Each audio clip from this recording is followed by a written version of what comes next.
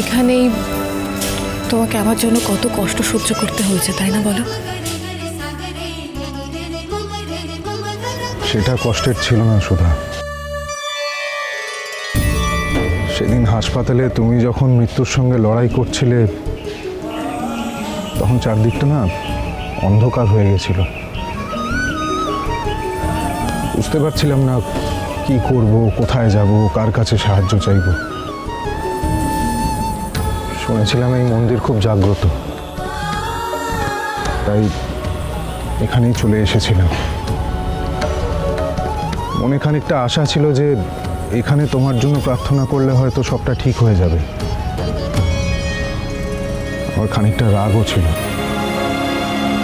তোমাকে এমন একটা বিপদে পড়তে হয়েছে যে তোমার জন্য প্রাণ ভিক্ষে করতে হচ্ছে আমায়। সেই রাগে অভিমানে জানি না সেদিন ঠাকুরকে কি না কি বলে দিয়েছি।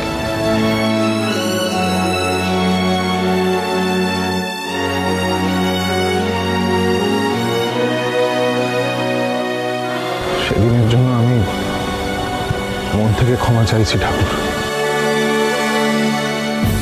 তোমায় ঠাকুর ঠিক ক্ষমা করে দেবেন। আসলে কি জানো তো, উনি আমাদের সব কথা শোনেন, সব কিছু দেখেন, আর তারপর ভক্তের নিষ্ঠা আর ভক্তির ফল দেন।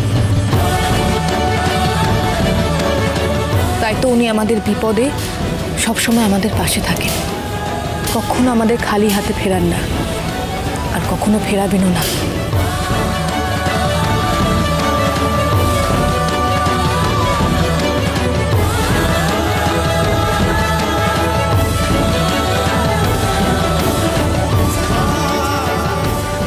আমি স্বপ্নেও ভাবতে পারিনি তেজ, যে আমাকে কেউ এতটা ভালোবাসতে পারে। তেজ, আমি ঈশ্বরের কাছে চাইব প্রতিটা জন্মে যেন আমার জীবনে তোমাকে জীবনসঙ্গী হিসেবে পাঠায়। এছাড়া আমার ঈশ্বরের কাছে আর কিচ্ছু চাওয়ার নেই, বিশ্বাস করো।